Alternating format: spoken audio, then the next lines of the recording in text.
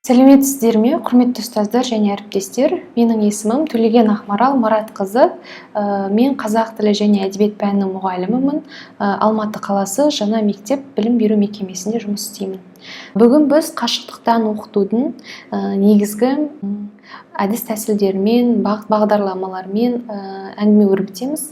Келесі әрекет балаларының қалай жұмыс істеп жатқанын, сабақта өздерін, онлайн сабақта қалай өздерін, олардың белсенділігін көрсету үшін оларға, ата-аналарға тікелей түсініктеме хаттарын қалдыруға болады. Мысалға, бүгін Абдрашев Амир өте жақсы, белсенді болды. Оған өте жақсы деген бағаны қоямыз. Және ол тікелей ата-анасының парақшасына тікелей барады. Және де мысалға, Мұстафина Алина белсенділігі өте төмен болса, онда жаман немесе тырыс деген бағаны қойып деп жіберуге болады.